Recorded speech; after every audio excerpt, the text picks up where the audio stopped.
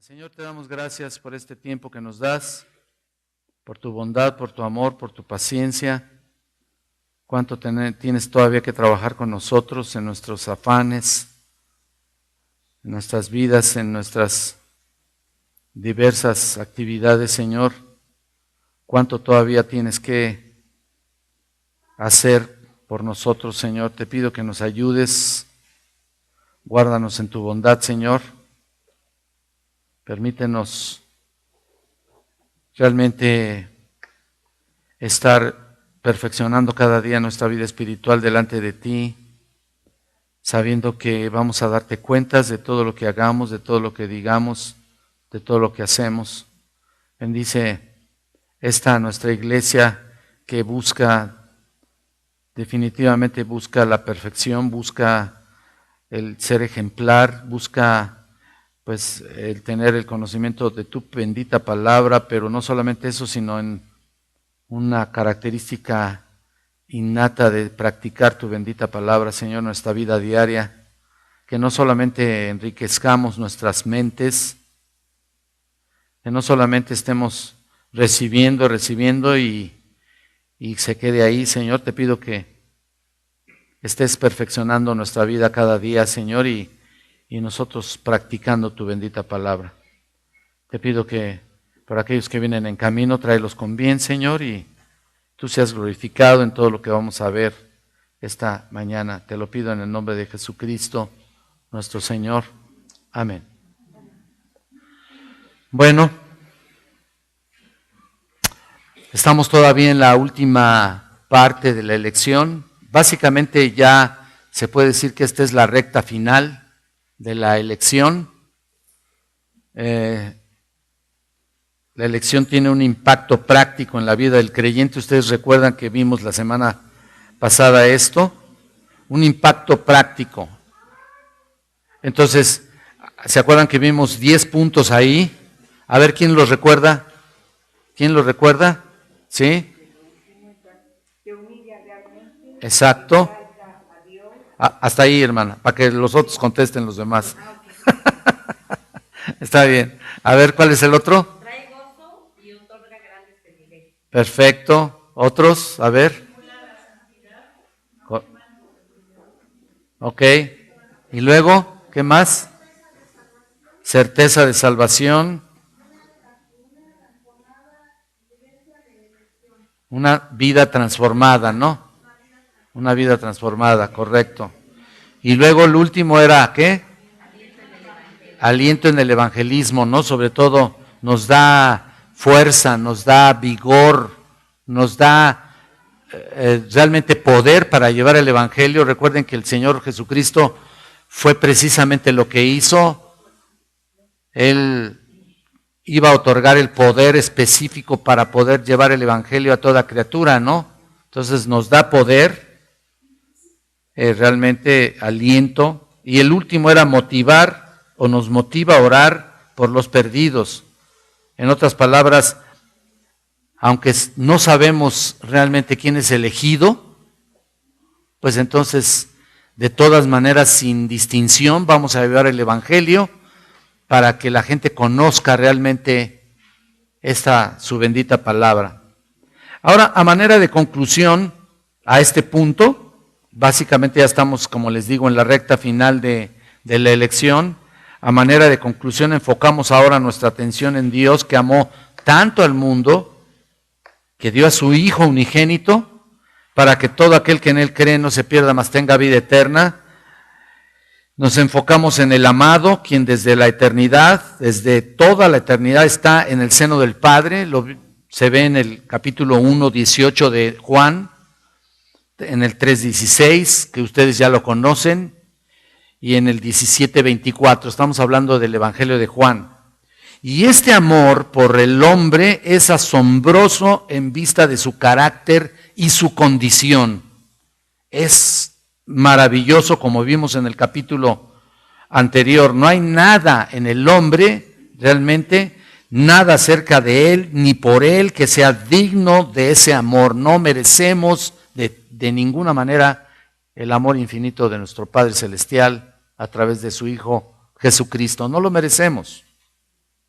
no merecemos nada. No solo es totalmente corrupto el hombre y desagradable a los ojos de Dios, sino también carece completamente de virtudes que pudieran en un momento dado hacerlo acreedor a un amor eterno, ¿no es cierto?, del Todopoderoso. Entonces, no obstante, Dios, por su propia y soberana y libre voluntad, ha brindado su amor eterno a un número particular de hombres. Ustedes, tanto como yo, deberíamos estar tan gozosos, yo creo que lo están, ¿no es cierto?, gozosos, alegres, pero dichosos, enormemente agradecidos por Dios, por ese maravilloso amor inmerecido en nuestras vidas. Es algo increíble, de veras increíble, que a un número particular de hombres caídos, corruptos, nos haya otorgado la maravillosa salvación. De verdad, pensémoslo así. El Evangelio de Juan, yo creo que tienen en su hoja todavía, en la hoja anterior, recuerden, todavía estamos en la elección, vean que presenta 4 categorías y declaraciones que enseñan esta verdad. ¿Sí lo tienen?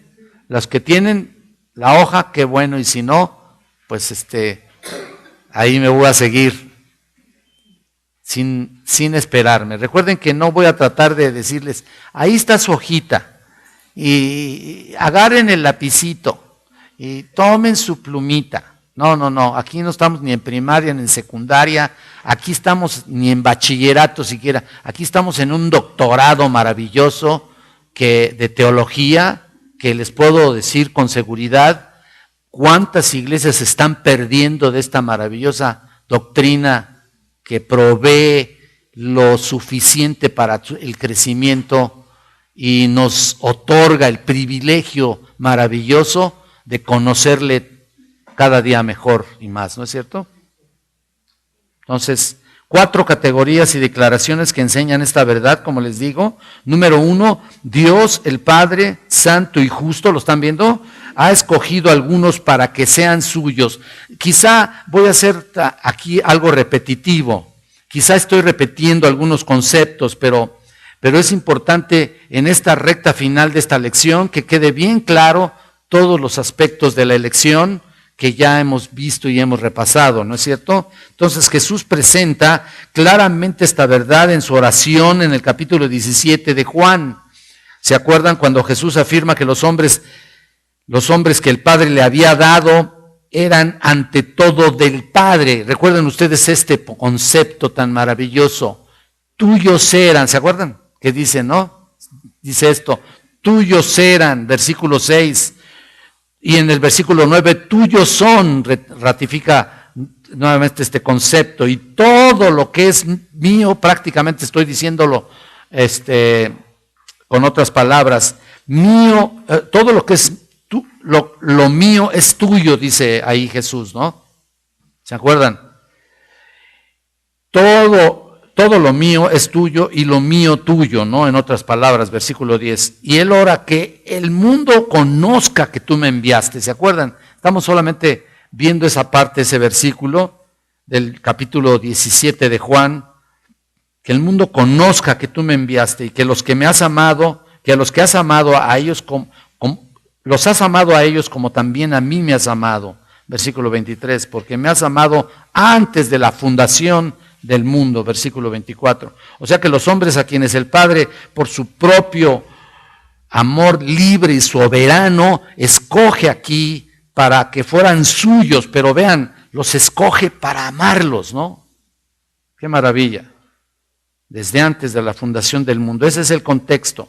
Ese es el concepto realmente, ¿no? Estamos hablando de su amor y por lo tanto es algo que no entra muy fácilmente en un concepto lógico, sinceramente, ¿no?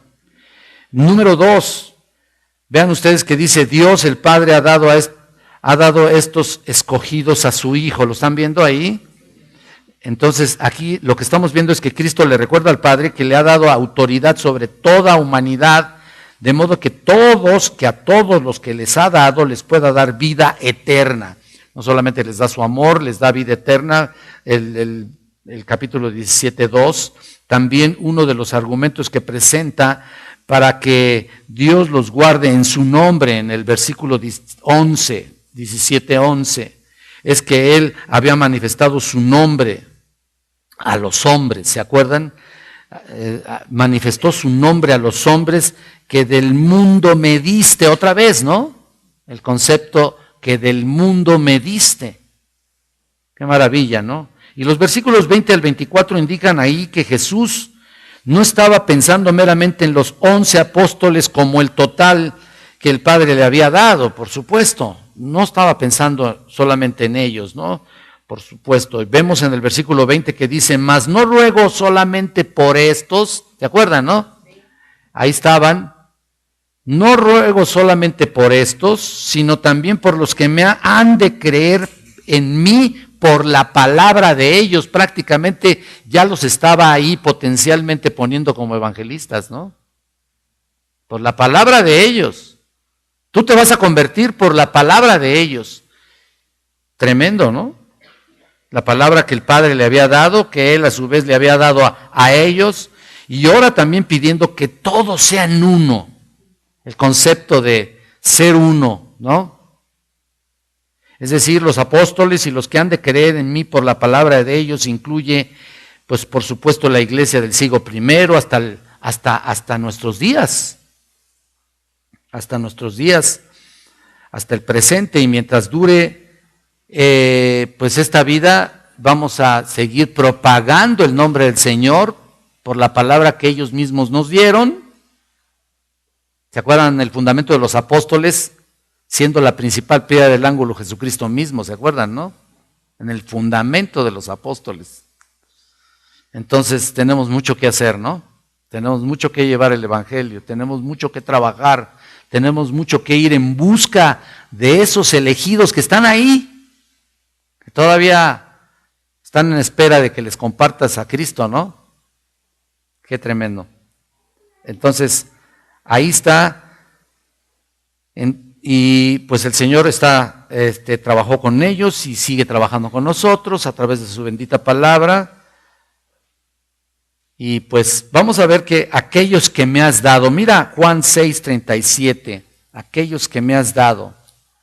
Es una frase maravillosa porque dice aquí en Juan 6:37, todo lo que el Padre me da vendrá a mí y el que a mí viene no le echo fuera. Lo hemos ya dicho, ¿no? ¿Se acuerdan que estamos diciendo que esta es la parte ya última? En otras palabras, la recta final de nuestra lección. Y luego ven en el 10:29, también de Juan, mi Padre me las dio, es mayor que todos y nadie las puede arrebatar de la mano de mi Padre. No solamente ahí está la elección, sino la seguridad eterna, ¿no? Maravilloso aquí. Ahora vamos al número 3, que seguramente lo tienen ahí. Dios el Padre se los dio a su Hijo, quien se ha comprometido a morir para darles vida eterna. Dice ahí. Como este tema está considerado más ampliamente bajo el próximo inciso, solo lo mencionaré brevemente aquí.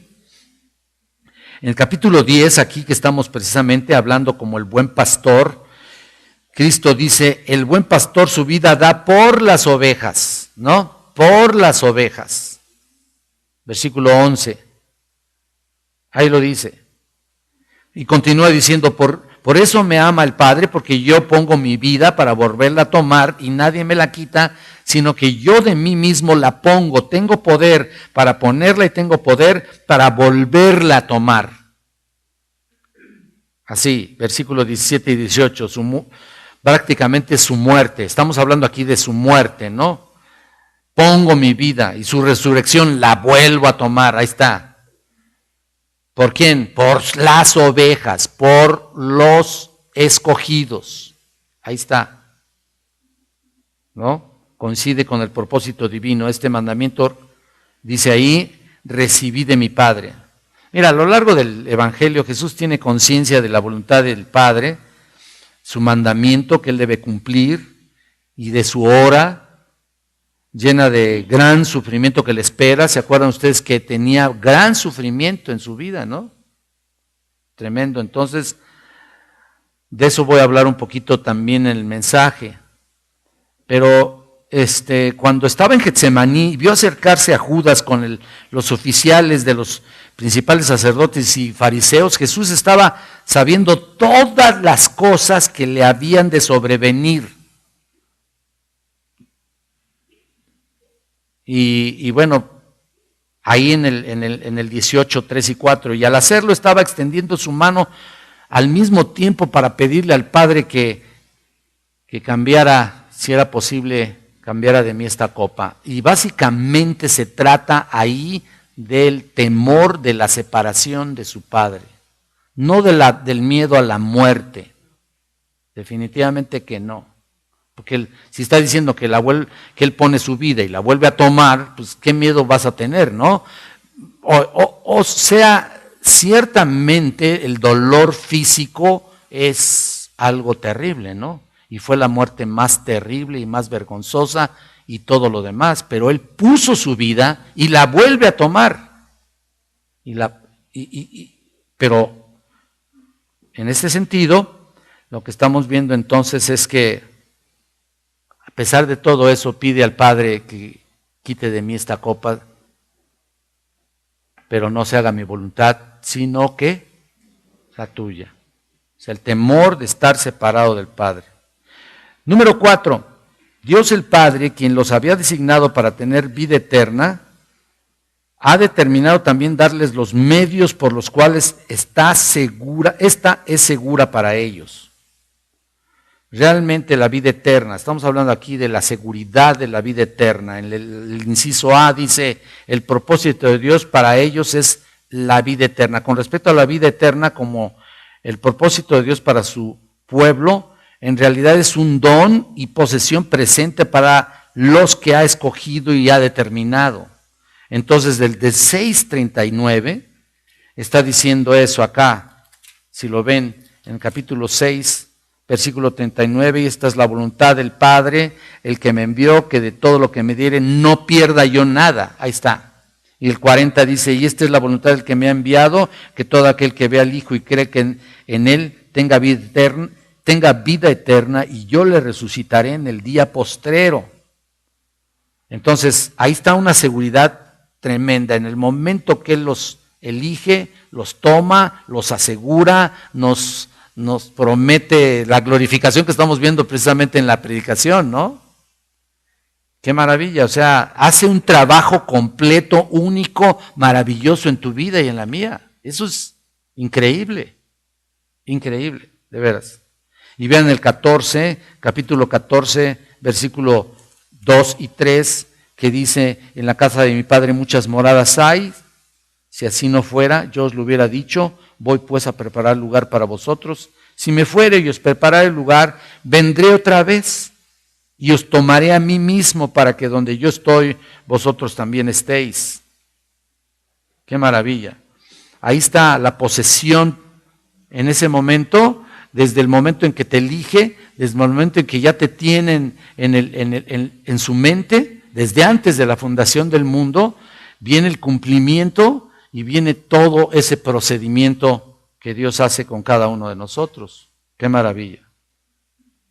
Número 2, incluye la esperanza de la resurrección de vida en el día final, ¿no? Obviamente, pues ya lo estamos viendo, ya lo estamos aquí mencionando.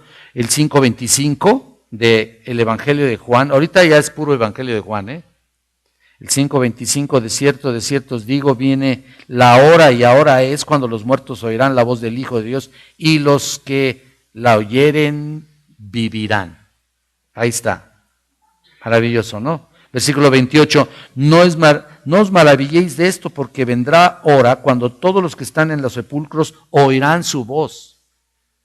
Ya cuando oigan la voz del Señor, pues quiere decir que ya están vivos, ¿no? Un muerto no puede oír nada, ¿no? Ahí está. Y dice el versículo 29, los que hicieron lo bueno saldrán a resurrección de vida, mas los que hicieron lo malo a resurrección de condenación. Ok, aquí este pasaje nos da vemos los dos aspectos, ¿no? Y no precisamente, y ya lo hemos dicho, que la elección no precisamente Dios condena a la persona. Recuerden eso. El hecho de que escoja a unos para salvación no quiere decir que a los que no los escoge, los condena. Ya están condenados desde un principio, ¿se dan cuenta? Ya lo dijimos. Ya lo estuvimos analizando. Número 3, incluye estar con Cristo. Quiero que donde yo estoy, dice el Señor, vosotros también estéis, para que vean mi gloria, dice en el 17:24. Y esto nos da la plena seguridad, por supuesto, no solamente de la confianza, por eso es que la elección te da esa seguridad, esa confianza, esa fortaleza y a la vez también nos da descanso, nos da paz. No debe ser una doctrina que te cause ahí, ay, ¿por qué mi abuelita? ¿Por qué si era tan buena? Iba a misa todos los días. Pues sí, ¿verdad? Y entonces la gente cuando no quiere creer en la elección realmente es por dos, bueno, esencialmente por una cosa, orgullo. Entonces no quiere entender realmente este concepto y se muestra un poco egoísta también por el hecho de que por qué a unos sí y otros no.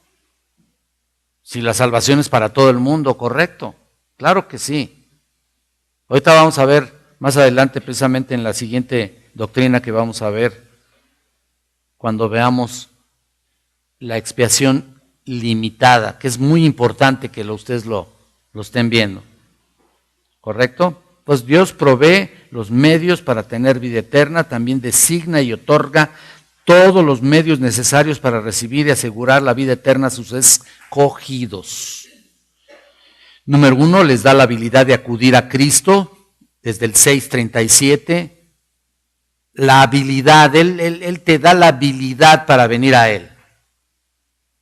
6:37 en el 44 y 45. Si quieren lo podemos leer, no tenemos prisa. 6:37 dice aquí, todo lo que el Padre me da vendrá a mí. Bueno, y ya lo hemos visto, y al que viene a mí no le echo fuera. ¿Lo están viendo? Y en el 44 lo mismo. Dice, ninguno puede venir a mí si el Padre que le envió no le trajere, y yo les resucitaré en el día postrero. Y luego, por supuesto, también en el 65, dice, y dijo, por eso os he dicho que ninguno puede venir a mí si no le fuere dado del Padre. Entonces, la habilidad ahí está. Es un aspecto que a veces queda un poco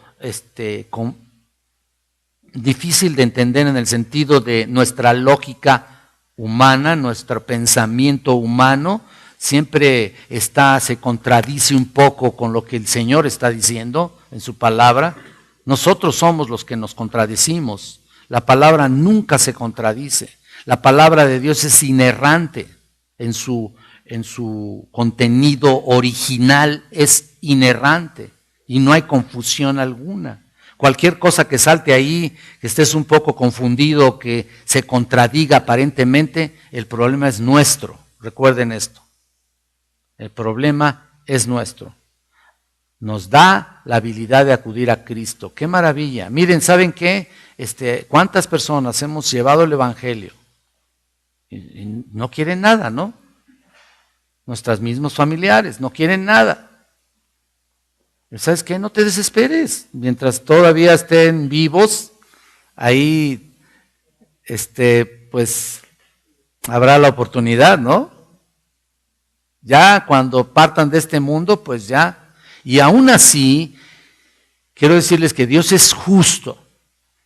Recuerden que hemos estado hablando acerca de eso. Dios es justo y en este sentido las personas están en un lugar justo.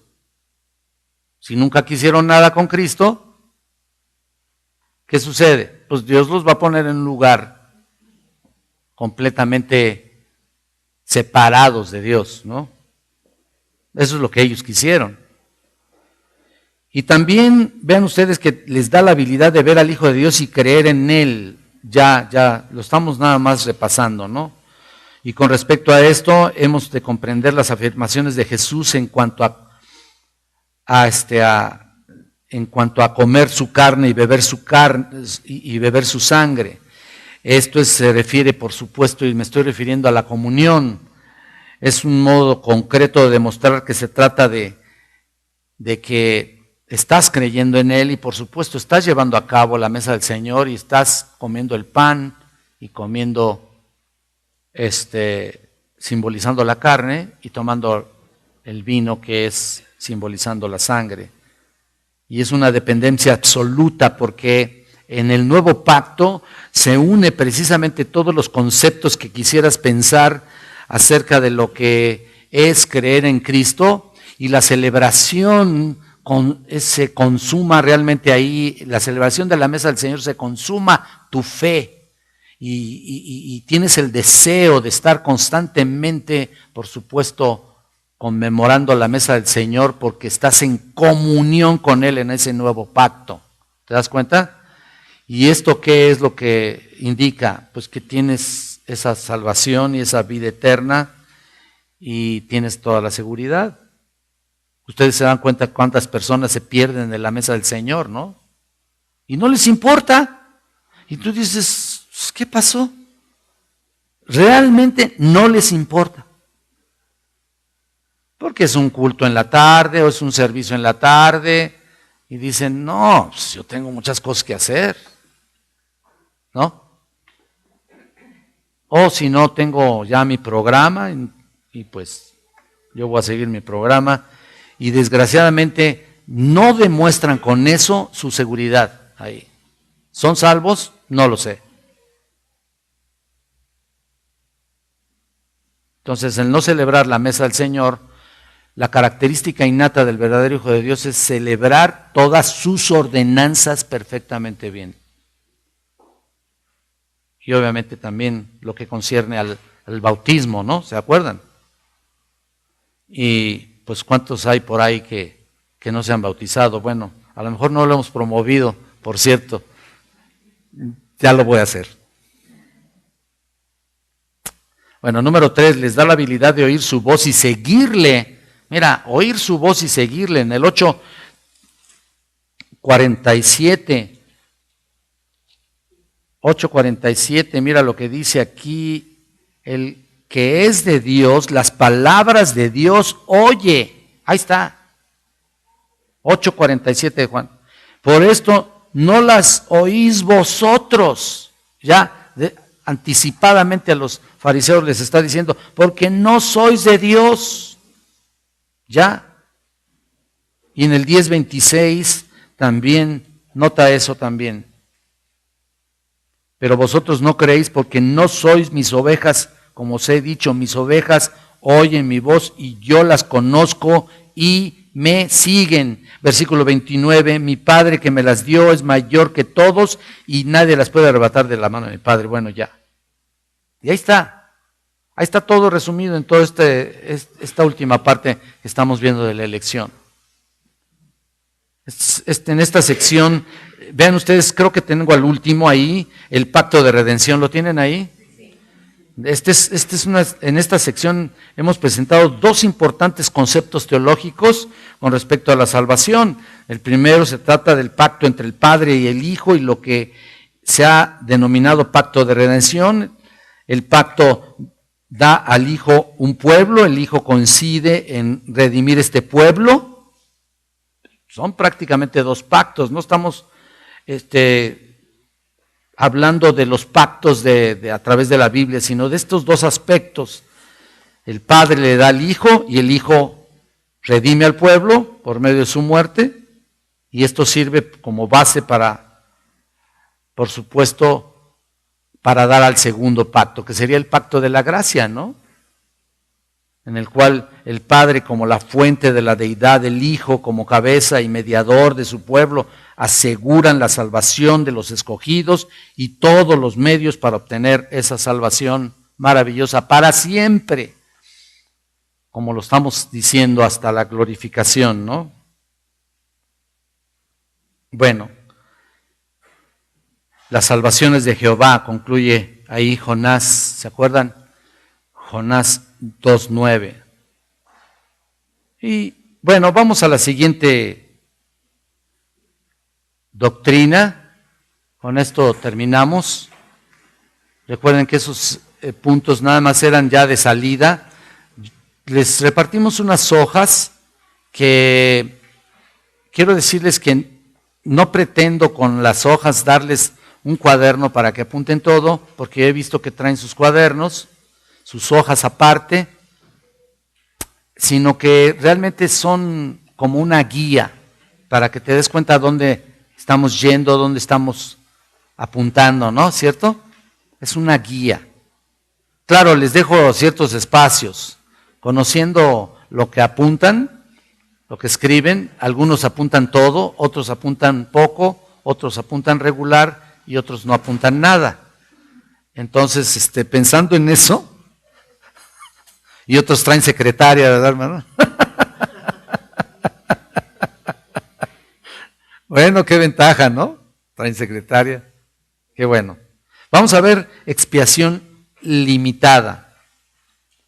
Les dejé un espacio ahí, para que vean ahí la definición, etcétera, ¿no?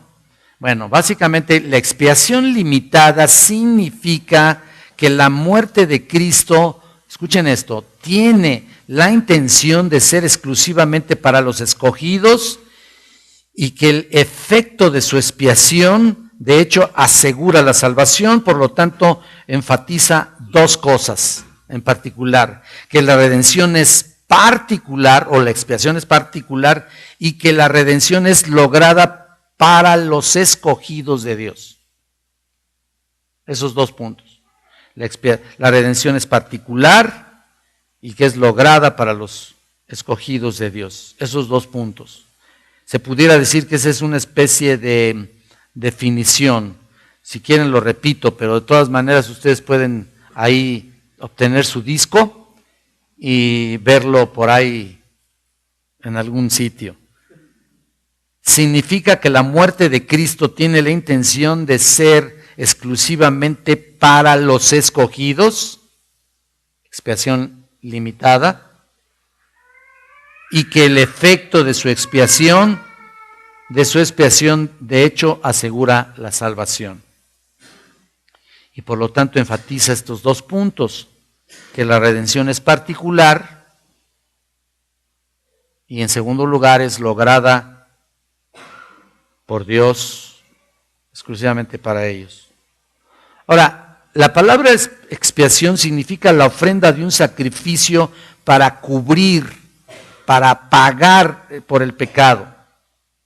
Y vamos a verlo, digamos, en la terminología del Antiguo Testamento.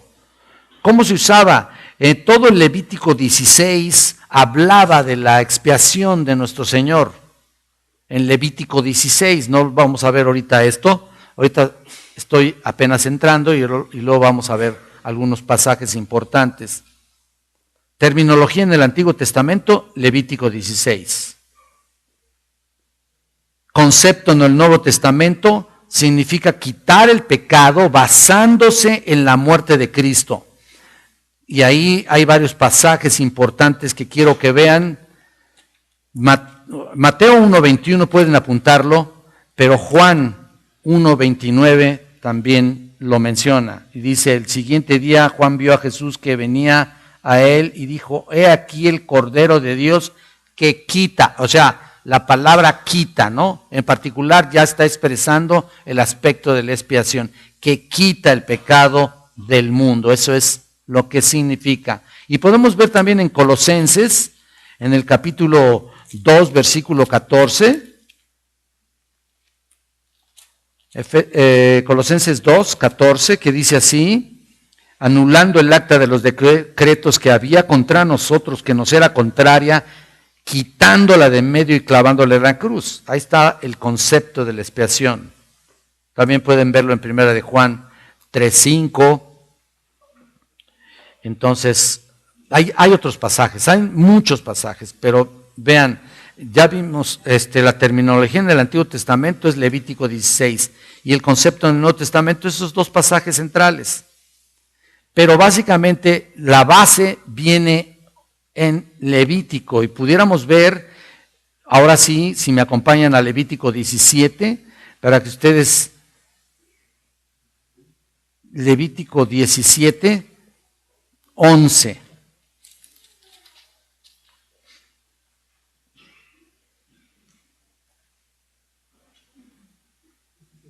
Vean, aquí está el concepto general y luego cómo se va aplicando al Nuevo Testamento.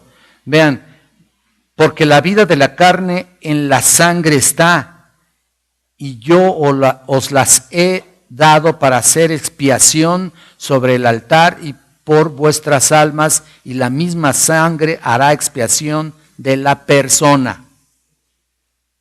Sangre. Este es el principal punto, el principal elemento para la expiación, la sangre. La sangre representa prácticamente la vida, ¿no es cierto? Ahí está. Ahora, quiero decirles que, y como lo digo en mi clase de teología, no es precisamente el fluido, o sea, la sangre, el líquido. Incluso hay alabanzas que nosotros, la sangre, preciosa sangre, ¿no? Cantamos cantos bellísimos acerca de eso. Pero no es prácticamente el líquido de Cristo, el fluido, lo que es eficaz, sino es el hecho de su propia muerte. ¿Se dan cuenta? Cuando estamos hablando del fluido, estamos hablando de su muerte. Y ese es el punto. Y cuando se habla de derramar sangre, es una manera de mencionar la muerte. ¿No es cierto? La sangre representa la vida y al morir Cristo haría expiación del pecador y por supuesto todos los sacrificios eran así. Alguien tenía que morir para expiar la culpa. En el Antiguo Testamento, por supuesto, para expiar la culpa de aquel que se acercaba y traía ofrenda específica. Entonces, alguien tenía que morir. Y la sangre, como digo, representa la vida y al morir Cristo haría expiación del pecador, y todos los sacrificios eran así. Entonces, si esa es una ilustración de que el pecado tiene que ser, escuchen esto, con el líquido o con la muerte, ¿no? Hablando de la muerte, que es un ejemplo claro, es una ilustración clara de que el pecado tiene que ser castigado con la muerte, ¿no? ¿La muerte de quién? De algo, de alguien en particular. En el Antiguo Testamento de animales, en el Nuevo Testamento ya sabemos que es la única efectiva y más contundente fue la muerte de Cristo, por supuesto. Cualquier otra muerte pues no significaba nada, ¿no? Nadie que se sacrifica ahí para tratar de que le hagan caso por un concepto o una causa. Esto no es así. Cristo no murió por una causa en particular, sino que murió por aquellos que habrían de ser salvos, ¿no? Esa es la ilustración clara, ¿no? Los sacrificios eran para sustituir al que pecaba, que quede bien claro este punto. Básicamente en el Antiguo Testamento los sacrificios eran para sustituir al que pecaba. Y esto ya se empieza a ver un poco más claro. Y Dios ya lo tenía así en mente. Sin embargo, los sacrificios levíticos nunca fueron eficaces realmente para quitar el pecado. Lo vemos en Hebreos 8 y 10. No fueron suficientes para quitar el pecado. Fueron una expresión solamente externa de una realidad interna que se llevaría a cabo más adelante. Dios siempre salvó al pecador mediante la fe. Que quede bien claro eso. Aún en el Antiguo Testamento. Por gracia, claro que también, en el Antiguo Testamento. No, nunca fue por obras. Jamás, cuando Moisés tenía todas las leyes en sus manos, jamás les dijo que eran para que fueran salvos. Simple y sencillamente había que cumplir estas leyes y punto. Y esa era una orden específica de Dios para con ellos. Claro que iban a ser más obedientes, iban a tener más la gracia de Dios y la presencia de Dios les iba a otorgar a ellos beneficios incalculables, pero nunca se expresa realmente así, como una determinante salvación y absoluta salvación. No, era una orden para su pueblo y el pueblo tenía que responder sin alegar, sin chistar en absoluto. Entonces, Dios siempre salvó al pecador mediante la fe. Y ahora es por fe, y el sacrificio era una expresión externa de contrición. Que quede claro esto, de contrición. Tú dices, bueno, ¿para eso sirvió? Sí.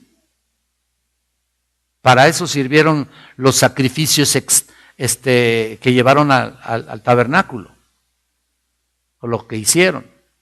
Los que hizo Job y todos los, Abraham y Moisés, todos hicieron sacrificios, holocaustos ahí. Pero realmente era un sacrificio y una expresión externa de contrición. Ahora vamos a ver la enseñanza.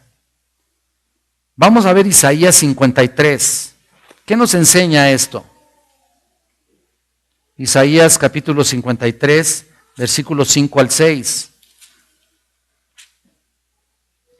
Dice, mas él, vean esto, qué maravilla, mas él herido fue por nuestras rebeliones, molido por nuestros pecados, el castigo de nuestra paz fue sobre él y por su llaga fuimos nosotros curados.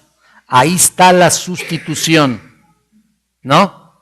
Una de las cosas más fascinantes, más asombrosas en la sabiduría de Dios es por un lado, fíjate, Dios es perfectamente justo y no puede dejar un solo pecado sin ser juzgado. Y tiene que juzgar cada pecado a lo largo de la historia que el pecador ha cometido. Lo tiene que juzgar. Pero por otro lado, vean qué maravilla, por otro lado Él quiere perdonar a los pecadores. ¿Cómo le va a hacer ahí, no? Él tiene que juzgar a todos los pecados cometidos. Los va a juzgar un día. Pero por otro lado, Él quiere perdonar a todos los pecadores. Él quiere hacerlo. Ahí está, al presentar un sustituto, por un lado su justicia es exaltada y porque todo pecado de toda persona que ha cometido desde la historia de Adán será juzgado. Todo pecado desde la historia de Adán va a ser juzgada. No va a quedar ni un solo pecado sin ser juzgado. Él es justicia inflexible, hermanos. Justicia inflexible, porque es Dios y Él es justicia perfecta. Para el incrédulo, el resultado de ser juzgado será echado al infierno. Y para el creyente también todos los pecados serán juzgados en Cristo. También nosotros, pero obviamente hay una diferencia. Nosotros no vamos a estar delante del juicio del gran trono blanco, que quede claro. Pero va a juzgar tu pecado, el que hagas. Y lo juzga de una manera u otra.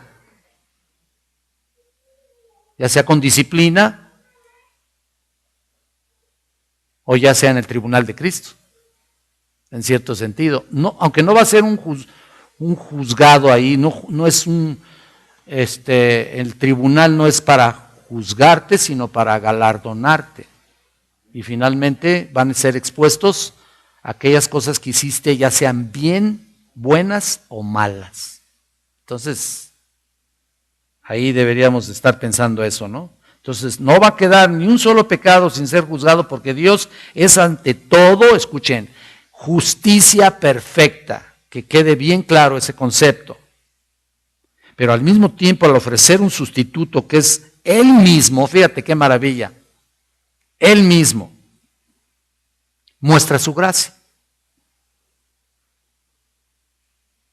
Y le da al pecador condenado lo que no merece. ¿Se dan cuenta? Nadie merecemos la salvación. Nada. Es asombroso. De esa manera su justicia es satisfecha de manera perfecta y por otro lado muestra gracia de manera perfecta. Ahí está, justicia perfecta, gracia perfecta. Son aspectos que ya vamos a empezar a elevarnos aquí, un poquillo. Vean Romanos 3:24. Debemos entender y que quede bien claro todos estos puntos, porque quiero realmente que la iglesia esté creciendo en ese sentido.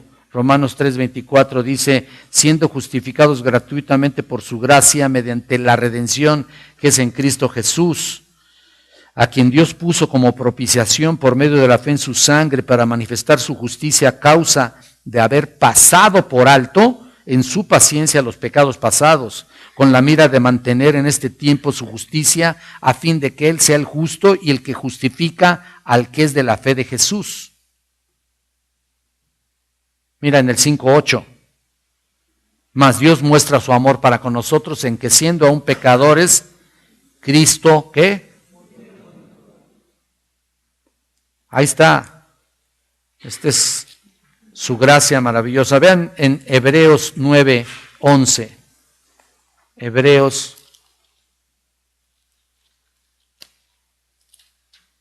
dice la palabra, pero estando ya presente Cristo, sumo sacerdote de los bienes venideros, por el más amplio y más perfecto tabernáculo, no hecho de manos, es decir, no de esta creación, y no por sangre de machos cabríos ni de becerros, sino por su propia sangre, entró una vez para siempre en el lugar santísimo, habiendo obtenido eterna redención.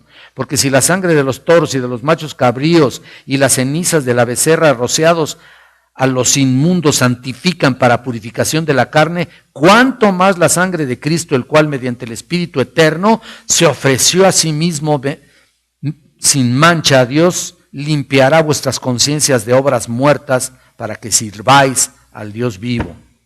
¡Wow! ¡Qué maravilla!, ¿no? ¿Cuánto más la sangre de Cristo?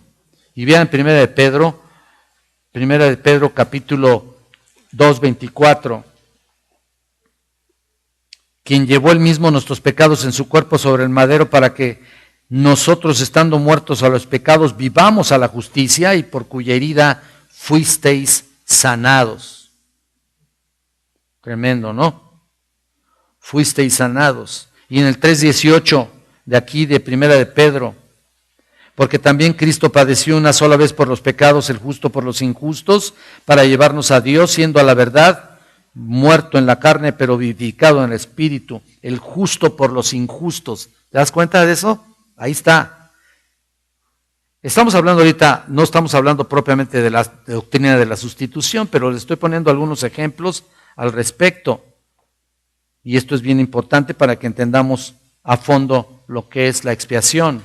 Entonces, para poder ser perdonados, para que Dios pueda extender su perdón, eso implica que alguien tiene que pagar por ese pecado. Muy importante esto, que lo sepamos.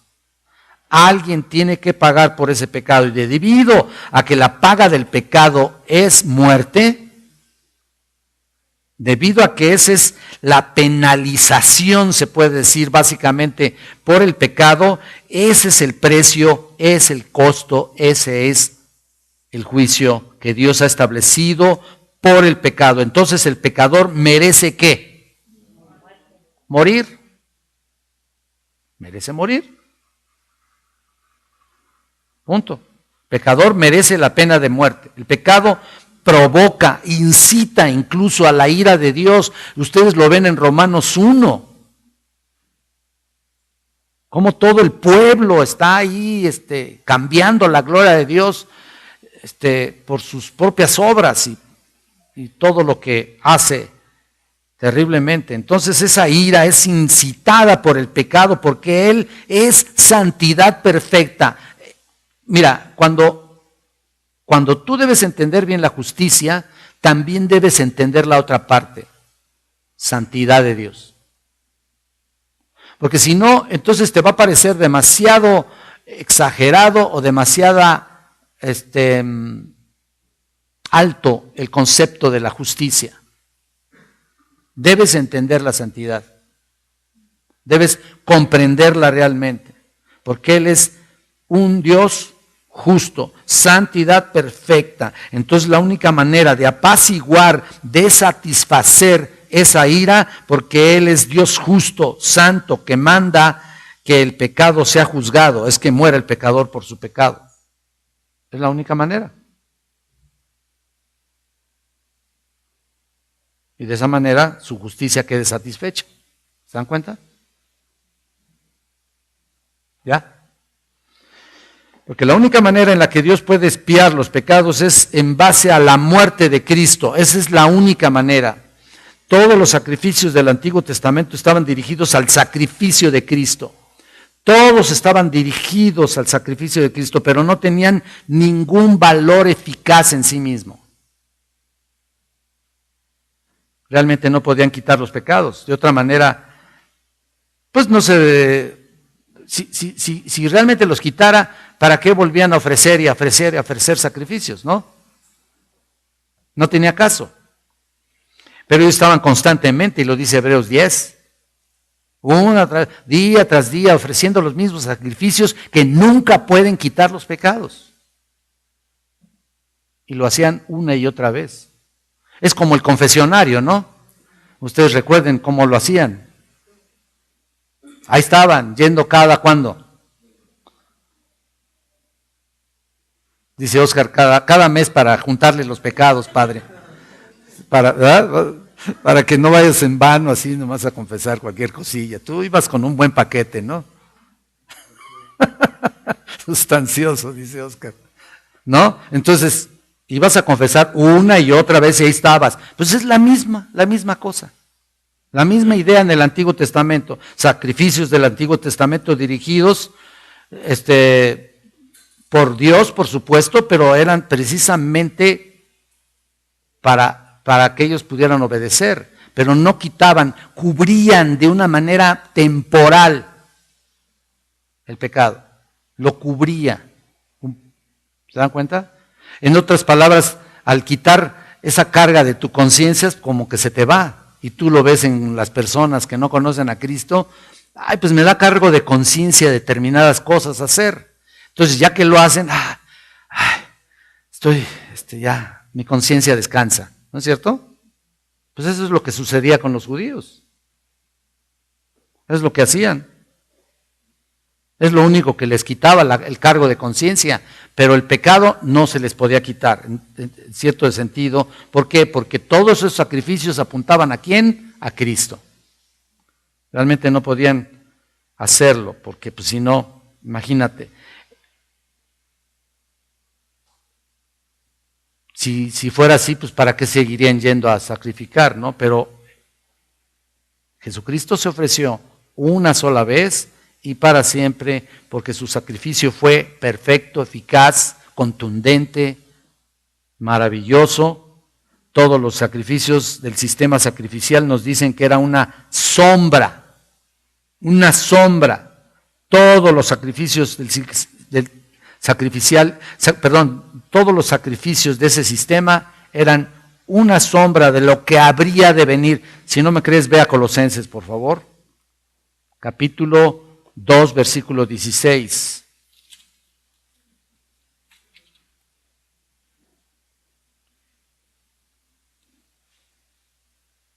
Por tanto, nadie os juzgue en comida o en bebida o en cuanto a días de fiesta, luna nueva o días de reposo. Versículo 17. Todo lo cual es sombra de lo que ha de venir, pero el cuerpo es de Cristo. Ahí está. Era sombra, todo aquello que se desarrollaban. Y ahí habla de las leyes alimenticias. Esto también tiene que ver con el sistema sacrificial, como lo corrobora Hebreos.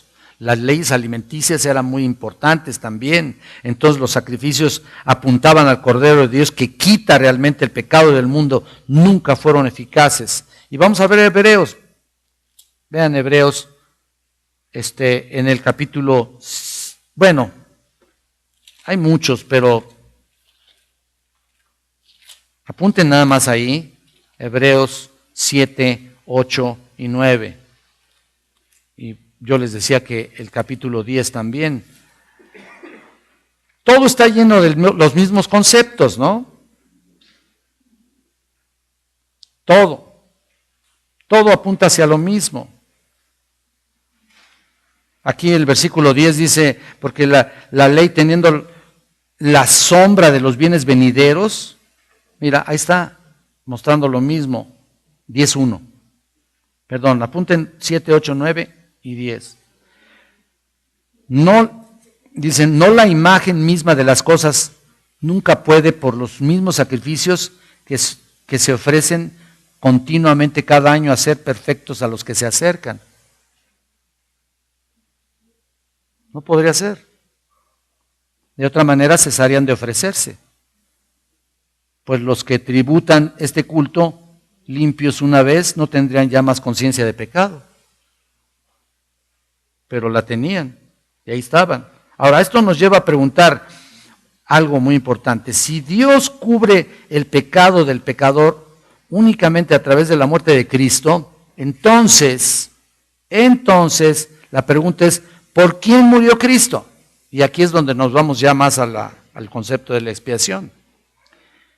¿Por los creyentes únicamente o por todo el mundo?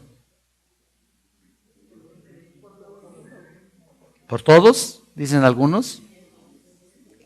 Allá por los creyentes, dice allá atrás. Bueno, cuando hablamos de la expiación, ahorita vamos a ver eso. A ver si nos da tiempo. No, ya nos pasamos. ¿Qué les parece si lo dejamos así como la pregunta de, ¿cómo se llama? De los 64,000, ya quedó eso de los 300,000, ¿no? La pregunta nos deja ahí con una interrogante que vamos a ver después. Nomás pregúntense esto. ¿Por quién murió Cristo? ¿Por los escogidos o por todos? Vamos a verlo la próxima semana. ¿Les parece? Bueno, correcto. Entonces vamos a orar porque todavía hay mucho trabajo y vamos a pedirle al Señor que nos dirija este servicio. Señor bendito, te damos muchas gracias por tu amor, por tu paciencia. Ayúdanos, Señor, a entender bien estos conceptos. No queremos dar ningunos conceptos erróneos. Ayúdanos, Señor, a entender la expiación y todo lo que se ha propagado en cuanto a la expiación limitada e ilimitada. Vamos a verlo, Señor, ayúdanos, danos luz y bendice a nuestros hermanos y prepáralos para el servicio que en unos momentos llevaremos a cabo para tu gloria, Señor. Todo esto te lo pido en Cristo Jesús. Amén.